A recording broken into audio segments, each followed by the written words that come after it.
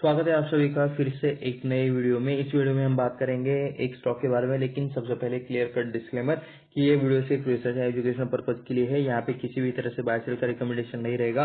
खुद से रिसर्च करे, खुद से स्टडी करे, अपने फाइनेंशियल एडवाइजर से राय ले, उसके बाद जो करना है वो करे, खुद के रिस्पॉन्सिबिलिटी के ऊपर करे। तो यहाँ पे आप देख सकते हो, यहाँ पे आपके सामने स्टॉक है रेनाइसेंस ग्लोबल लिमिटेड। ये आप यहाँ पे देख सकते हो, इसका जो कल का क्लोजिंग था वो आप देख सकते हो 116 के आसपास का देखने को मिल रहा था। तो यहाँ पे मतलब स्टॉक ने कंटिन्यूसली ये आप 21 का ओपनिंग यहाँ से हुआ एंड स्टॉक जैसे ही ओपनिंग हुई कंटिन्यूसली मतलब स्टॉक ऊपर भाग रहा था। ये आप यहाँ पे देख सकते हो, थोड़ा सा प्रॉफिट बुकिंग फिर से ऊपर, और लिटरली स्टॉक में मतलब यहाँ पे दोपहर के टाइम में थोड़ा सा कंसोलिडेशन दिखाया है एंड फिर भी ऑल टाइम हाई के आसपास, वन डे के हाई के आसपास स्टॉक ये क्लोज हुआ है, ऐसा चाहे तो आप यहाँ पे कह सकते हो। तो 16% के आसपास की आपको यहाँ पे तेजी देखने को मिल रही है। 16.88% के आसपास की तेजी यहाँ पे आपको देखने को मिल रही है। 19.30 रुपीज के आसपास का मतलब स्टॉक में यहाँ पे प्राइस में इंक्रीज हुआ है। ये भी चाहे तो आप यहाँ पे देख सकते हो। कल का अगर यहाँ पे परफॉर्मेंस देखोगे तो मतलब काफी लिमिटेड रेंज में चल रहा था, काफी शॉर्ट लिमिटेड, यानी कि इस रेंज से आप यहाँ पे पता लगा सकते हो कि मतलब यहाँ पे उतना ज्यादा लिक्विडिटी नहीं रहता होगा या फिर वॉल्यूम ज्यादा नहीं रहता। जितना आज का वॉल्यूम आया है उस हिसाब से तो मतलब कह सकते हो कि इतना ज्यादा यहाँ पे वॉल्यूम आपको देखने को नहीं मिलता है इस स्टॉक में, ठीक है। एंड बात करेंगे बाय द वे मतलब इस वोलेटिलिटी के बारे में, यानी कि एक दिन में 15% की तेजी के बारे में। तो देखते हैं कि हम यहाँ पे वन डे के टाइम फ्रेम पर यहाँ पे लास्ट के एक साल का हम यहाँ पे डेटा देखेंगे तो उसमें हम देख सकते हैं कि क्या है, मतलब यहाँ पे कंटिन्यूसली ऐसी बड़ी बड़ी वोलेटिलिटी आती रहती है। तो थोड़ा सा इसको मैं ओके हो गया, परफेक्ट। तो लास्ट का एक साल का हम पूरा डेटा देख रहे हैं। लास्ट के फेब में इसका प्राइस कहाँ पर था, अप्रोक्सीमेटली 100 के आसपास ही मतलब ये ट्रेड कर रहा था। एंड यहाँ पे देख सकते हो कि मतलब कंटिन्यूसली इस टाइप वाली वोलेटिलिटी आती रहती है। ये तो आज का यहाँ पे 16% वाला कैंडल था, ये अप्रोक्सीमेटली 5% के आसपास वाला रहेगा। ये गैप डाउन देख सकते हो 10% के आसपास वाला ये गैप डाउन रहा होगा। यहाँ पे एक ग्रीन कैंडल है, ये भी अप्रोक्सीमेटली 15% के आसपास का देखने को मिल रहा है। ये वाला जो रेड कैंडल है, रेड कैंडल अप्रोक्सीमेटली 5 to 8% के आसपास की गिरावट वाला रहा होगा।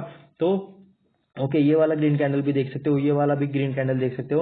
ओके, ग्रीन कैंडल से मतलब ये वाला रेड कैंडल देख सकते हो आप, ठीक है। इसमें मतलब ज्यादा 15% के आसपास की शायद उस टाइम पे गिरावट हुई होगी। ये चीजें आप यहाँ पे इजीली नोटिस कर सकते हो। तो 15% तो इसके लिए नॉर्मल चीज है। ऐसे मतलब इस स्टॉक में यहाँ पे कंटिन्यूसली 10% 15% के आसपास की शायद तेजी मंदी आती रहती है। तो इन शॉर्ट आपको मतलब मैं ये बताना चाहता हूँ कि एक स्मॉल कैप या फिर मिड कैप स्टॉक रहेगा, तो वो भी हम यहाँ पे चेक करेंगे आगे। लेकिन उससे पहले हम यहाँ पे एक और चीज चेक कर लेते हैं, मतलब ओके मैं इसका ये बंद कर लेता हूँ। एंड हम यहाँ पे ये चेक कर लेते हैं कि मतलब एक मंथ के टाइम फ्रेम पर इसका डेटा क्या है। तो देख सकते हो 2018 के आसपास से मतलब इसका स्टार्टिंग आपको देखने को मिल रहा है। उस टाइम का अगर आप यहाँ पे प्राइस देखोगे किस लेवल के आसपास ये ट्रेड करता है, 40 रुपीज के आसपास ये स्टॉक ट्रेड करते हुए आपको यहाँ पे देखने को मिल रहा है। एंड मतलब इसने इससे भी मतलब नीचे गया था, 20 के भी नीचे ये स्टॉक गया था, 10 रुपीज के आसपास भी शायद ये स्टॉक गया था, ऐसा चाहे तो आप यहाँ पे कह सकते हो। उसके बाद 2016 में मतलब स्टॉक ने थोड़ा सा ऊपर जाने की कोशिश की। 2018 में स्टॉक ने प्रीवियस सारे हाईज तोड़कर यहाँ पे ऊपर गया और उस टाइम पे नया हाई बनाया इन्होंने 60 रुपीज के आसपास का। फिर थोड़ा सा कंसोलिडेशन उसी रेंज में, एंड ये 2020 वाला गिरावट वाला पार्ट भी आप यहाँ पे देख सकते हो। 2020 में भी मतलब ये स्टॉक 40 रुपीज के आसपास आया था। एंड उसके बाद जो बुल रन आया, ठीक है, बुल रन में स्टॉक ने जो तेजी दिखाई ये वाला हाई आप यहाँ पे लिटरली देख सकते हो। 200 के भी ऊपर ये स्टॉक 220 के आसपास आपको इसका उस टाइम का प्राइस, उस टाइम का या फिर ऑल टाइम का हाई भी यहाँ पे कह सकते हो। 220 के आसपास स्टॉक ने ऑल टाइम का हाई बनाया है। एंड उसके बाद स्टॉक थोड़ा सा नीचे आया है, अभी यहाँ पे फिर से ऊपर जाने की कोशिश कर रहा है। ये चीजें, ये सिनेरियो आपको यहाँ पे देखने को मिल रहा है। फिर से एक बार क्लियर कर डिस्क्लेमर, किसी भी तरह से बाय सेल का रिकमेंडेशन नहीं है। ये वीडियो सिर्फ रिसर्च या एजुकेशनल पर्पज के लिए है। तो हम यहाँ पे चार्ट तो हमने देख लिया कि क्या लेवल चल रही है, क्या सारी चीजें हैं। एंड अभी हम यहाँ पे देखेंगे कि मतलब स्टॉक के फंडामेंटल्स कैसे हैं, स्टॉक में रिजल्ट कैसे है, प्रॉफिट कैसा है, कंपनी का मार्केट कैप कितना है और बिजनेस क्या है, ठीक है। ये सारी चीजें हम यहाँ पे इसी वीडियो में चेक करेंगे।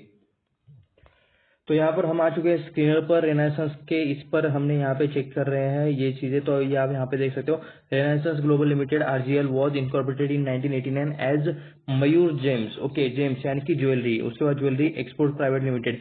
तो ज्वेलरी रिलेटेड ये लोग काम करते हैं, शायद ज्वेलरी रिलेटेड ये लोग एक्सपोर्ट्स भी करते हैं, ये चाहे तो ये चीज आपको यहाँ पे मतलब देखने को मिल रही है। उसके बाद design and manufacturing of this jewellery in gold, silver, platinum, student in with polyester diamond, semi precision and precious stones, ठीक है। तो ज्वेलरी रिलेटेड काम करते हैं। ज्वेलरी रिलेटेड एक स्टॉक के बारे में, मतलब एक लार्ज कैप कंपनी है, टाटा की कंपनी है। उस कंपनी का नाम क्या है नीचे कमेंट करके जरूर बताना, क्योंकि ये उनकी कॉम्पिटिटर है, ठीक है। एंड उसके अलावा मतलब और भी काफी सारे ज्वेलरी रिलेटेड स्टॉक यहाँ पे हमारे स्टॉक मार्केट में लिस्टेड है।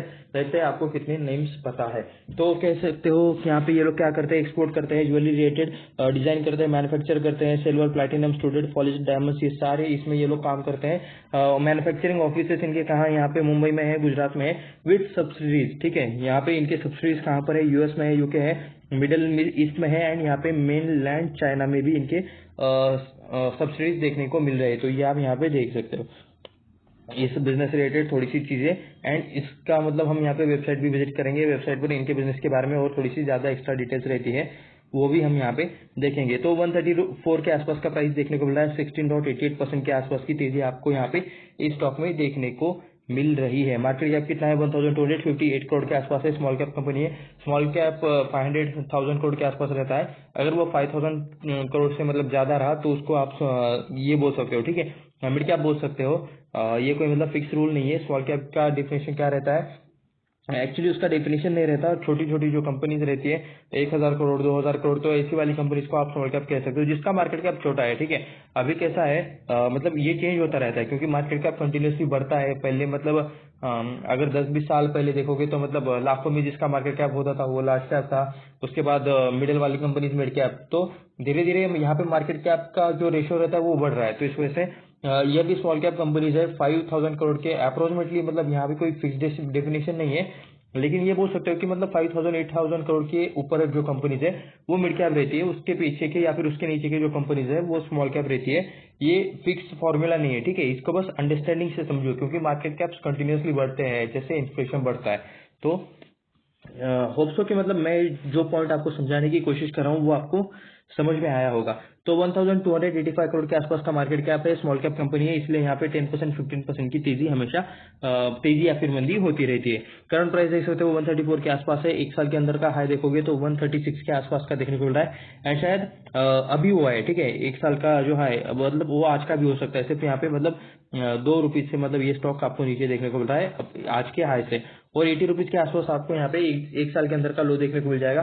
स्टॉक का पी 17.8 के आसपास है, यानी कि कंपनी प्रॉफिट में देखने को मिल रही है। आरओई आरओसी दोनों यहाँ पे आपको 9% के आसपास देखने को मिल रहे हैं। तो कंपनी प्रॉफिट में है। एंड स्टॉक का पी हम यहाँ पे दो जगह पर कंपेयर कर सकते हैं, एक तो इसी कंपनी इसके मतलब इसी सेक्टर के अदर कंपनीज के साथ, इसी सेक्टर में मतलब पेयर कंपैरिजन करेंगे, और कौन कौन सी ज्वेलरी कंपनीज लिस्टेड है मार्केट में उनसे रिलेटेड हम यहाँ पे कंपैरिजन करेंगे। एंड सेकेंडली इसी कंपनी के पास्ट परफॉर्मेंस के साथ, यानी कि लास्ट के 6 महीने में पी कहाँ पर था, लास्ट के 1 साल में पी कहाँ पर था, 5 सालों में पी कहाँ पर था, ऑल टाइम हाई के आसपास था, ऑल टाइम लो के आसपास था। तो ये चीजें हम यहाँ पे चेक करेंगे। बुक वैल्यू देख सकते हो 112 के आसपास बुक वैल्यू है। अपने बुक वैल्यू को क्रॉस कर ये शायद जस्ट गया है, ये चाहे तो आप यहाँ पे देख सकते हो। आज ही यहाँ पे कितना पॉइंट्स की तेजी है, बाय द वे 16%, यानी कि कितना तेजी है अप्रोक्सीमेटली मुझे लगता है 17-18 पॉइंट्स का या फिर 20 पॉइंट्स के आसपास का तेजी रहा होगा। तो कह सकते हो कि बुक वैल्यू को आज या फिर कल में इसने क्रॉस किया होगा। डिविडेंड 0% का है, स्टॉक प्रॉफिट में फिर भी डिविडेंड यहाँ पे मिल नहीं रहा, ये पॉइंट भी आप यहाँ पे देख सकते हो। फेस वैल्यू 2 के आसपास का देखने को मिल रहा है। आरओई आरओसी तो हमने देख ही लिया है ऑलरेडी। तो इसके बाद थोड़ा सा हम यहाँ पे नीचे चलते हैं। यहाँ पे चार्ट हमने ऑलरेडी देख चुके हैं। पी रेशियो चेक कर रहा है, लास्ट के 5 सालों का पी रेशियो हमारे सामने है। तो यहाँ पे हाई देख सकते हो आप, इसका पी का 31 के आसपास का आपको मतलब पी का हाई देखने को मिल रहा है। एंड पी का अगर आप यहाँ पे लो देखोगे तो ये आप यहाँ पे देख सकते हो, पी का लो आपको इस लेवल के आसपास देखने को मिल जाएगा। 5 के आसपास, 5 to 10 के बीच में आपको पी का लो देखने को मिल रहा है। 9.26 के आसपास का ईपीएस देखने को मिल रहा है उसी लेवल के आसपास। तो एटलीस्ट कंपनी प्रॉफिट में है, पूरे लास्ट के 5 सालों में प्रॉफिट में है। मैक्स का अगर आप यहाँ पे डेटा देखोगे तो लिटरली मतलब जहां से कंपनी स्टार्ट हुई थी तब से लेकर अब तक कंपनी कंटिन्यूसली प्रॉफिट में है, ठीक है। स्मॉल कैप स्टॉक होकर भी मतलब यहाँ पे इन्होंने कंटिन्यूसली प्रॉफिट दिखाया, चलिए अच्छी बात है। कुछ भी करेंगे लेकिन प्रॉफिट में रहेंगे, ये दम होना चाहिए। तो ये वाला कुछ थोड़ा सा मुझे अच्छा लगा कि यहाँ पे मतलब देखो अब यहाँ पे मतलब ईपीएस कहाँ पर निगेटिव देखने को ही नहीं मिल रहा। हाई देखने को मिल रहा है 30-35 के आसपास, 35 से थोड़ा सा नीचे। एंड अभी का अगर हम यहाँ पे थोड़ा सा चेक करेंगे, ठीक है, तो इसी कंपनी के जो कंपैरिजन के साथ हम जो चेक कर रहे थे वो आप यहाँ पे देख सकते हो। 15 के आसपास 20 का पी कल का देखने को मिला है, 25 का, आज का 17 का पी है, ठीक है। तो शायद कुछ एडजस्टमेंट रहा होगा ये वाली चीज में। अभी मतलब इसमें शायद एडजस्टमेंट होना बाकी है आज का यहाँ पे। ओके नहीं बराबर है, 15 का पी अभी मतलब 17 का देखने को मिल रहा है। तो ठीक है, यहाँ पे मतलब पी उस हिसाब से 2.8 के हिसाब से यहाँ पे बढ़ गया है, ऐसा भी चाहे तो आप यहाँ पे कह सकते हो। पी का हाई के बारे में अगर आप यहाँ पे देखोगे तो 15.8 के आसपास का हाई था, 15 के आसपास 6 महीने की यहाँ पे एक बार हम चेक कर लेते हैं। तो देख सकते हो कि पी ऑल टाइम हाई के आसपास है। ठीक है, 5 सालों का डेटा देखोगे तो ऑल टाइम हाई के आसपास नहीं है, 30 के आसपास का आपको हाई देखने को मिल रहा है, ये वाले पॉइंट पर 31 के आसपास। तो मतलब आधे से थोड़ा सा ऊपर ये ट्रेड कर रहा है, ये ऐसा समझ सकते हो वैल्यूएशंस के हिसाब से। उसके बाद स्टॉक अपने बुक वैल्यू के कितने टाइम्स ट्रेड कर रहा है, 1.19 टाइम्स। जस्ट मतलब आज के या फिर कल के दिन में इसने क्रॉस किया है अपने बुक वैल्यू को। फिर कॉन्स में आप यहाँ पे पॉइंट्स देख सकते हो कि पुअर सेल्स ग्रोथ देखने को मिल रही है लास्ट के 5 सालों में 4.31% के आसपास से। टैक्स रेट सिम्स लो, यानी कि टैक्स इन पर जो टैक्स लग रहा है, ठीक है, तो उसमें एडजस्टमेंट आपको यहाँ पे देखने को मिल रहा है, शायद किसी क्वार्टर में कम किसी क्वार्टर में ज्यादा। तो तो ये वाली कुछ चीजें आपको यहाँ पे देखने को मिल रही है, ऐसा चाहे तो आप यहाँ पे कह सकते हो। ओके, तो लास्ट के 3 सालों का अगर यहाँ पे परफॉर्मेंस देखोगे तो 8.99% के आसपास से यहाँ पे सिर्फ यहाँ पे इक्विटी रिटर्न्स बने हैं। लो रिटर्न ऑन इक्विटी आपको यहाँ पे देखने को मिल रही है लास्ट के 3 सालों का। अगर आप यहाँ पे प्रॉफिट ग्रोथ भी देखोगे, ठीक है, तो डिविडेंड पे आउट, ओके, ये dividend pay out related point है, तो काफी कम है यहाँ पे, 11.6% ऑफ प्रॉफिट है सिर्फ ये लास्ट के 3 सालों में। तो डिविडेंड पे आउट भी काफी लो देखने को मिल रहा है। प्लस यहाँ पे अभी के साल में तो शायद डिविडेंड भी इन्होंने नहीं दिया है। एंड प्रोमोटर होल्डिंग डिक्रीज हुई है, ये थोड़ा सा एक मेजर नेगेटिव पॉइंट देखने को मिल रहा है। कंपनी के प्रमोटर्स अपना माल बेच रहे हैं एंड -4% के आसपास इन्होंने माल बेचा है। कितने सालों में, 3 सालों में इन्होंने 4% के आसपास का अपना यहाँ पे शेयर होल्डिंग बेचा है। तो उसके बाद यहाँ पे आ चुके हैं हम यहाँ पे diamond James and jewellery related stock में। मैं जिस स्टॉक की बात कर रहा था वो आपको यहाँ पे देखने को मिल ही रहा है। फर्स्ट में टॉप में इसका मतलब हमारे इंडिया का ज्वेलरी सेक्टर का लीडर टाइटन कंपनी आपको यहाँ पे देखने को मिल रहा है। टाइटन के अंदर कौन सा ज्वेलरी ब्रांड आता है, तनिष्क आता है, ठीक है। टाइटन की वॉचेस भी आती है, लेकिन टाइटन के अंदर तनिष्क आता है, जो कि एक काफी बड़ा ज्वेलरी ब्रांड है। आप सभी को उसके बारे में पता ही होगा। तो इसका अगर आप यहाँ पे मार्केट कैप देखोगे तो 3,24,000 के आसपास का इसका मार्केट कैप है। 1053 करोड़ के आसपास का इनका अभी का नेट प्रॉफिट है। ये पूरा लिस्ट ना मार्केट कैप के हिसाब से सॉर्टिंग किया हुआ है, मार्केट कैप के हिसाब से अरेंज किया हुआ है, ठीक है। तो कल्याण ज्वेलर्स का भी नाम देखने को मिला है, Rajesh Exports, Vaibhav Global, Senco Gold, PC Jewellers और यहाँ पे फाइनली रिलायंसेस ग्लोबल, ठीक है, रिलायंसेस ग्लोबल, इसका आपको नाम देखने को मिल रहा है 8 नंबर पर। एक्चुअली ये कंपनी शायद 8 नंबर पे भी नहीं रहेगी, मतलब इन दोनों के बीच में कुछ और कंपनीज भी हो सकती है 7 एंड 8 नंबर के बीच में। बस कंपैरिजन के लिए इसे यहाँ पे 8 नंबर पर रखा गया है, ठीक है। तो प्रॉफिट देख सकते हो 27 करोड़ का इन्होंने प्रॉफिट किया है लास्ट के क्वार्टर में। एंड बाकी कंपनीज के हिसाब से अगर कंपेयर करोगे तो देख सकते हो 1053 का प्रॉफिट, मार्केट कैप भी मतलब उतना ज्यादा ही है बाय द वे। तो पीसी ज्वेलर्स ने बस यहाँ पे लॉस किया है, इसलिए इनका पी देखने को नहीं मिल रहा है।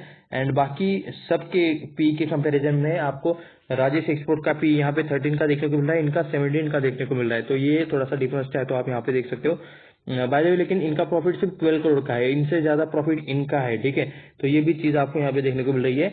थोड़ा सा मतलब वैल्यूएशन सस्ते हैं, ऐसा मुझे तो लग रहा है, ठीक है। आपको क्या लगता है आप मुझे नीचे कमेंट करके बताओ। मतलब इस कंपनी के वैल्यूएशन, जिस कंपनी के बारे में हम स्टडी कर रहे हैं, ठीक है, रिलायंसेस, तो वैल्यूएशन मुझे पी के हिसाब से सस्ते लग रहे हैं। आप मुझे बताओ आपको क्या लगता है, नीचे कमेंट करके जरूर इसके बारे में वैलिड रीजन के साथ बताना, ओके। वरना मुझे लग रहा है बहुत महंगा है, मुझे लग रहा है बहुत सस्ता है, ऐसी बातें यहाँ पे मत करना। तो क्वार्टरली रिजल्ट देख सकते हो, दिसंबर 2020 में 740 करोड़ के आसपास का सेल था, जो बाद में 500 हो गया, 400 हो गया, 700 हो गया, 500, 400 की रेंज, 700, 400, 400। ओके, यहाँ पे दिक्कत है, ये वाला पॉइंट दिक्कत है, यहाँ पे सेल्स ग्रोथ नहीं हो रही है। एक ही रेंज में यहाँ पे सेल्स घूमते हुए आपको देखने को मिल रहा है, सेल्स में इनकी ग्रोथ नहीं हो रही है, ठीक है। तो मुझे मतलब एक्सपेक्टेड था कि मतलब शायद इनके सेल्स ग्रो देखने को मिले, नेट प्रॉफिट अच्छे देखने को मिले, लेकिन यहाँ पे थोड़ा सा डिक्रीज वाला पॉइंट देखने को मिल रहा है। इनके सेल्स बाय द वे थोड़े थोड़े कम होते जा रहे हैं, 740 का यहाँ पे 655 हुआ है, तो लिटरली ये मतलब कम हुआ है। ये एक चीज आप यहाँ पे क्लियरली देख सकते हो कि आपको सेल्स में यहाँ पे डिक्रीज देखने को मिल रहा है एंड एक ही रेंज में सेल्स घूम रहे हैं, ये भी आपको यहाँ पे क्लियर कट पॉइंट देखने को मिल रहा है। उसके बाद दिसंबर 23 में इनकम है, ये इनकम है, ये एक्सपेंसेस है, इनकम से एक्सपेंस माइनस करने के बाद 52 करोड़ के आसपास का इनका ऑपरेटिंग प्रॉफिट है, ठीक है। तो इनकम के कितना परसेंट प्रॉफिट है ये आप यहाँ पे देख सकते हो, जो कि 8% है ऑपरेटिंग प्रॉफिट मार्जिन। तो ये भी आपको यहाँ पे देखने को मिल रहा है। अदर इनकम देख सकते हो कि कंपनी का जो मेन बिजनेस है वो छोड़कर अगर किसी और सोर्स से पैसा आता है तो उसे अदर इनकम में इंक्लूड किया जाता है। तो 52 करोड़ प्लस यहाँ पे ये 2 करोड़ हो जाएगा। एंड ये जो 14 करोड़ एंड 7 करोड़ है ये यहाँ पे माइनस हो जाएगा क्योंकि ये इंटरेस्ट है, ठीक है। इंटरेस्ट एंड डिप्रिसिएशन, कंपनी के ऊपर किसी तरह का लोन रहता है, किसी तरह के हफ्ते रहते हैं, लायबिलिटी रहते हैं, उससे रिलेटेड इंटरेस्ट देना पड़ता है, पैसे देने पड़ते हैं। तो ये इंटरेस्ट एंड डिप्रिसिएशन में आपको यहाँ पे देखने को मिल जाता है। उसके बाद सारी चीजें घटाकर बढ़ाकर आप यहाँ पे देख सकते हो 32 करोड़ के आसपास का इनका प्रॉफिट बिफोर टैक्स है। इसके बाद टैक्स लगेगा। ओके, फिर से एक पॉइंट याद करो, ऊपर लिखा हुआ था टैक्स रेट सीम्स लो, यानी कि टैक्स में आपको काफी यहाँ पे एडजस्टमेंट देखने को मिल रहा है। तो यहाँ पे इस वाले क्वार्टर में 14% का टैक्स है, लास्ट वाले में 14% था, उससे पहले 20%, ठीक है। तो उससे पहले -7%, ठीक है। ऑपरेटिंग प्रॉफिट आया था फिर भी -7% के आसपास का यहाँ पे टैक्स एडजस्टमेंट क्यों? 11% का टैक्स, 18% का टैक्स, लास्ट के मतलब ये 2 क्वार्टर छोड़ दिए तो लास्ट के किसी भी क्वार्टर का यहाँ पे मतलब जो ये है टैक्स है, ठीक है, वो आपको सेम देखने को नहीं मिल जाएगा। तो ये एक बार मैं थोड़ा सा इसको एक मिनट, ये थोड़ा सा बैक आ गया है, इसको मैं प्रॉपर कर लेता हूँ। तो हम यहाँ पे क्वार्टरली रिजल्ट देख रहे थे, चलिए ओके। तो टैक्स के रेट में यहाँ पे कंटिन्यूसली बदलाव होता जा रहा है। ये आप यहाँ पे देख सकते हो 25%, 20%, 14%, किसी एक टाइप का या फिर एक टैक्स स्लैब आपको यहाँ पे देखने को नहीं मिल रहा है। तो टैक्स रेटेड एडजस्टमेंट्स है। उसके बाद 25 करोड़ का पहले प्रॉफिट हुआ करता था, वो 16 करोड़ हो गया, 24 करोड़ हो गया, 33 करोड़ हो गया, 16 करोड़, 28, 14, 10, 28। तो काफी मतलब यहाँ पे कह सकते हो कि प्रॉफिट उसके हायर साइड पर है अगर लास्ट के 6-7 क्वार्टर के साथ कंपेयर करोगे। तो इससे पहले भी मतलब यहाँ पे एक बार ये आया था 28 करोड़ का प्रॉफिट आया था। सॉरी, मैंने ये गलती फिर से कर दी, मैं इसको थोड़ा सा सही कर देता हूँ। RENAI, ठीक है। ओके, तो मैं इस बार मतलब थोड़ा सा ध्यान रखूंगा कि ये फिर से मुझसे ना चले जाए, ये गलती मुझसे ना हो, ठीक है। तो आप यहाँ पे देख सकते हो 28 करोड़ का यहाँ पे मतलब सितंबर 21 में प्रॉफिट था, सितंबर के 21 के क्वार्टर में प्रॉफिट था, जो अभी 28 करोड़ का आया है। तो प्रॉफिट बढ़ना चाहिए बाय द वे काफी अच्छे से, जो कि यहाँ पे सेल्स ग्रोथ तो मतलब ज्यादा देखने को नहीं मिल रही है, प्रॉफिट भी मतलब एक ही रेंज में है, ठीक है। जैसे तैसे ये लोग प्लस में है लेकिन प्रॉफिट आपको एक ही रेंज में इसका देखने को मिल रहा है। उसके बाद यहाँ पे थोड़ा सा हम नीचे चलते हैं, प्रॉफिट एंड लॉस स्टेटमेंट देख लेते हैं। पहले जो हमने देखा वो क्या था, क्वार्टरली यहाँ पे रिजल्ट था, क्वार्टरली चीजें थी। मार्च 2012 में 952 करोड़ के आसपास सेल था, वो 1200 हो गया, 1300, 1400, 2500, ओके, फिर से 2000 की रेंज, एंड अभी यहाँ पे देख सकते हो 2200 के आसपास। तो मार्च 2019 तक अच्छी ग्रोथ चल रही थी, शायद मार्च 20 के बाद थोड़ा सा हिसाब बिगड़ गया, एंड उसके बाद एक ही रेंज में यहाँ पे ये लोग ट्रेड करते हुए देखने को मिले। अभी टीटीएम में यानी कि लास्ट के 3 क्वार्टर के हिसाब से देख सकते हो 2070 के आसपास का बिजनेस हुआ है। आने वाले नंबर्स में शायद ये इंक्रीज भी हो सकता है, डिक्रीज भी हो सकता है, देखते हैं क्या हो सकता है। लेकिन लग तो रहा है कि मतलब एक ही रेंज में यहाँ पे नंबर्स देखने को मिल जाएंगे। फिर भी सेल्स ठीक है, ठीक है, मतलब एटलीस्ट ज्यादा कम नहीं हो रहे, ऐसा चाहे तो आप यहाँ पे कह सकते हो 2000 की रेंज में आपको मतलब सारे नंबर्स देखने को मिल रहे हैं। तो मुझे ये थोड़ा सा ओके ओके टाइप वाला लगता है, ठीक है। आपको क्या लगता है आप मुझे नीचे कमेंट करके बताओ। एंड बाकी मतलब सारी चीजें चाहे तो आप यहाँ पे चेक करना है तो कर लेना चेक। ओके, ये इंटरेस्ट भी मतलब इनके ऊपर ज्यादा लग रहा है, शायद इनके ऊपर लोन है, तो लोन इन्हें शायद जल्दी पे करने का कोशिश करना चाहिए क्योंकि लोन में काफी पैसा जा रहा है। आप यहाँ पे देखो ना, ये वाला, ठीक है।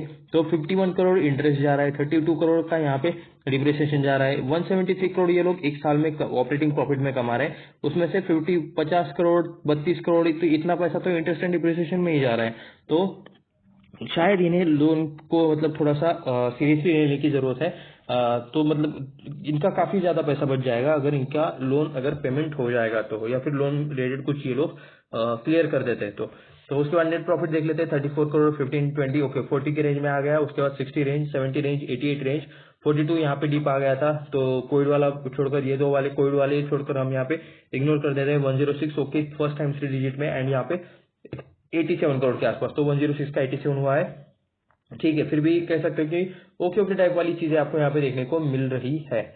तो ठीक है, चलिए नीचे चलते हैं। बैलेंस शीट में हमें रिजर्व देखने हैं, बोरिंग देखने हैं। बोरिंग तो यहाँ पे कंफर्म देखनी है, यहाँ पे देख सकते हो लॉन्ग टर्म बोरिंग में यहाँ पे 36 करोड़ के आसपास का कर्जा है लॉन्ग टर्म बोरिंग में, ठीक है। एंड यहाँ पे शॉर्ट टर्म बोरिंग 485 करोड़ के आसपास है। शॉर्ट टर्म बोरिंग एक साल के अंदर सेटल करना रहता है, ये चीज आप यहाँ पे देख सकते हो। लॉन्ग टर्म बोरिंग यहाँ पे सीरियस करता रहता है। लास्ट टाइम ये 44 करोड़ था, जो अभी हो चुका है 36 करोड़। रिजर्व 290 करोड़ के पहले थे 2012 में, जो अभी हो चुके हैं 1058 करोड़ के, यानी कि लास्ट के 11 सालों में यहाँ पर रिजर्व में यहाँ पे अच्छी ग्रोथ हो चुकी है। अप्रोक्सीमेटली कह सकते हो कि 8x हुए, शायद 8x नहीं बोल सकते, 5x हुए हैं, ठीक है 5x के आसपास तो मतलब आपको नंबर देखने को मिल रहा है। कर्जा है, कर्जा कम करने की कोशिश करनी चाहिए, एटलीस्ट मतलब जो पैसा कर्जे से मिला है उनका अच्छे से इस्तेमाल कर ले तब भी बेटर, और शायद ये कर सकते हैं। 86 करोड़ के पहले फिक्स एसेट हुआ करते थे जो अभी हो चुके हैं 255 करोड़ के आसपास। लैंड इनके पास इतना है 1 करोड़ 23 लाख के आसपास का लैंड है। बिल्डिंग यहाँ पे 58 करोड़ के आसपास का देखने को मिल रहा है। 55.97 करोड़ का यहाँ पे प्लांट मशीनरी है। इक्विपमेंट देख सकते हो 25 करोड़। उसके बाद ये क्या है, कंप्यूटर्स है 9.14 करोड़। 20 करोड़ के आसपास का फर्नीचर है, 21 करोड़ के आसपास का व्हीकल है, 49 करोड़ के आसपास इंटेंजिबल एसेट्स देखने को मिल रहे हैं यहाँ पे। तो उसके बाद थोड़ा सा नीचे चलते हैं। शेयर होल्डिंग पैटर्न में आप यहाँ पे चीजें चेक कर सकते हो, ज्यादा क्योर्स ना देखना पड़े, इसलिए हम यहाँ पे ईयरली परफॉर्मेंस देखेंगे, ईयरली परफॉर्मेंस नहीं ईयरली डाटा देखेंगे। तो 2017 में 75% प्रमोटर्स के पास था, प्रमोटर्स ने अपना माल बेचा है एंड ये हो चुका है अभी यहाँ पे 69%, 69.56%। एफआईएस पहले 2.80% थे जो भी यहाँ पे 1.66% हुए हैं।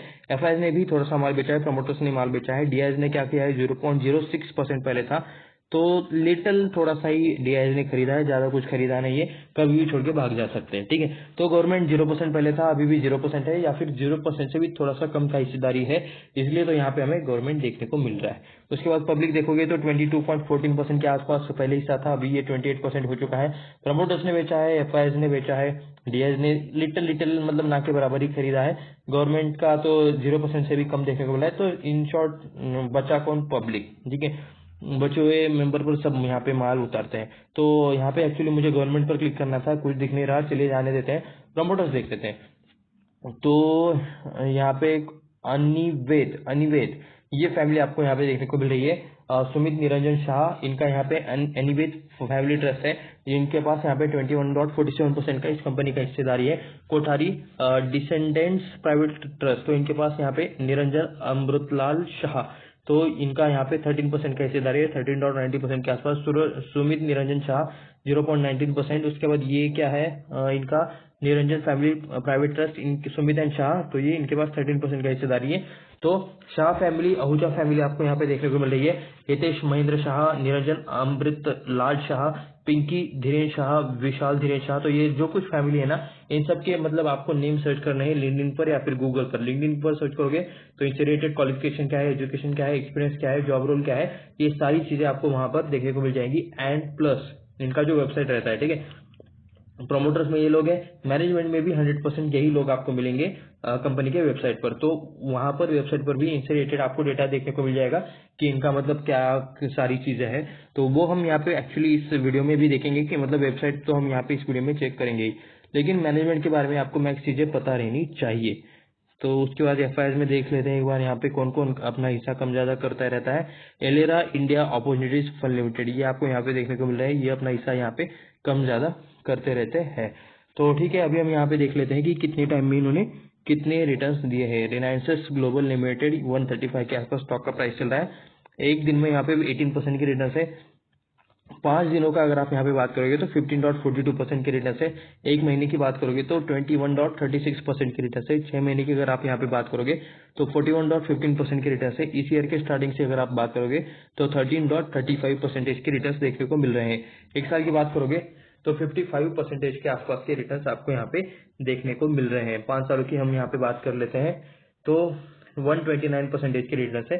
एंड मैक्स की बात करोगे तो 313% की रिटर्न है। कब से, 2000 अप्रोक्सीमेटली 7 या फिर 8 से लेकर अभी तक। तो उस हिसाब से बात है रिटर्न कम है, ठीक है, यानी कि कह सकते हो कि लास्ट के 17 और अभी के ये 3, तो 20-21 सालों से कंपनी ने सिर्फ यहाँ पे 313% के रिटर्न दिए है। तो एज कंपेरेटिवली कह सकते हो कि मतलब रिटर्न उतने ज्यादा कुछ हायर नहीं बने, रिटर्न थोड़े से कम ही आपको देखने को मिल रहे हैं। ज्वेलरी रिलेटेड ब्रांड है, थोड़ा सा इनका मतलब ग्रोथ अच्छा दिखना चाहिए था, लेकिन वो शायद यहाँ पे हमें उस स्पीड वाला ग्रोथ देखने को नहीं मिला। सेल्स में एक्चुअली मतलब मुझे नहीं लगता कि मतलब इंक्रीज देखने को मिल रहा है, सेल्स में ही शायद यहाँ पे दिक्कत आ रही है। तो बाय द वे ये हम आ चुके हैं इनकी वेबसाइट पर, इसको मैं थोड़ा सा एक मिनट स्क्रीन थोड़ा सा सेट कर लेता हूँ। तो रिलायंस ग्लोबल लिमिटेड यहाँ पे इनसे रिलेटेड ये आप यहाँ पे देख सकते हो। बाय द वे ये क्या है, डिज्नी लिखा हुआ है, ठीक है, क्या इनका डिज्नी के साथ यहाँ पे पार्टनरशिप है? ओके, तो ये डिज्नी फाइन ज्वेलरी, क्या आपने देखा? मैं ना थोड़ा सा इसको मतलब ये ओके इसको जाने देते हैं, ये और ऑटोमेटिकली स्लाइड हो रहा है तो मैं आपको दिखाता हूँ। ओके यहाँ पे डिज्नी लिखा हुआ है, ओके यहाँ पे भी डिज्नी लिखा हुआ है। एन्चेंटेड एक मिनट वापस ही ले लेते हैं इसको, आजा भाई। हाँ okay, enchanted Disney fine jewellery, ठीक है। तो ओके यार ये वाला कैरेक्टर आप यहाँ पे देख सकते हो, इसका शैडो देखो, ठीक है। ये वाला आपको डिज्नी कैरेक्टर लगता है, शैडो देखो, सिर्फ शैडो। ये लड़की तो मतलब डिज्नी वाली देखने को नहीं मिल रही, लेकिन शैडो में आपको डिज्नी के जो कार्टून मेंबर्स रहते हैं वो उसकी टाइप में आपको देखने को मिलता है, ठीक है। तो शायद डिज्नी के साथ किसी टाइप वाला पार्टनरशिप है या फिर कुछ है एग्रीमेंट या फिर कुछ भी होगा, ठीक है। तो देख सकते हो 26 ईयर से ये लोग काम करते हैं, Renaissance Global, creating incredible jewellery design for marquee clients and across the globe. Manufacturing देख सकते हो, production facility spread across 8 units covering 1,66,000 square feet, employing over 2,900 peoples. तो ये आप यहाँ पे देख सकते हो। उसके बाद की milestone, by the way website शायद इन्होंने अच्छी बनाई है।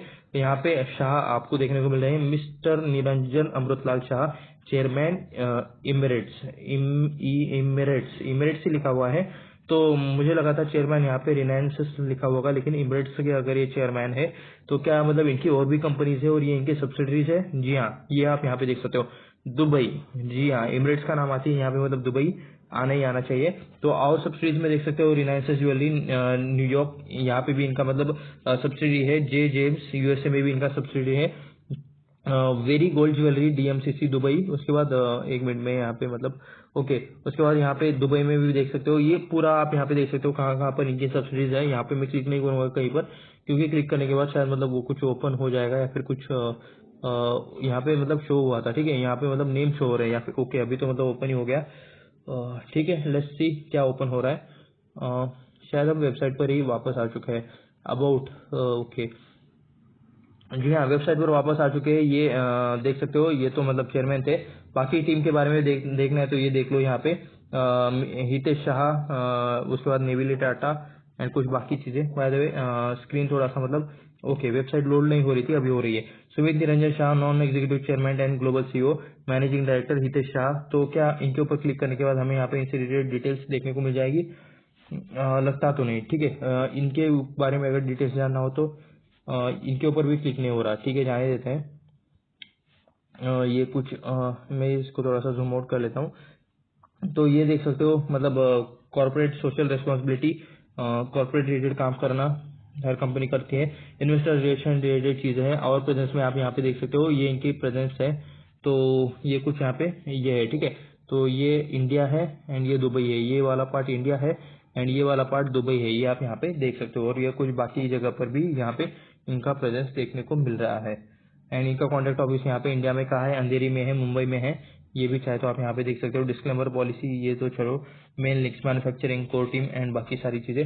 प्रोडक्ट कहाँ मिलेंगे? ब्रांड्स। चलिए यहाँ पे ब्रांड्स पर हम यहाँ पे क्लिक कर लेते हैं। तो enchanted fine jewellery, hallmark fine jewellery and Irasva कुछ लिखा हुआ है। इंचेंटेड पर क्लिक कर लेते हैं सबसे पहले।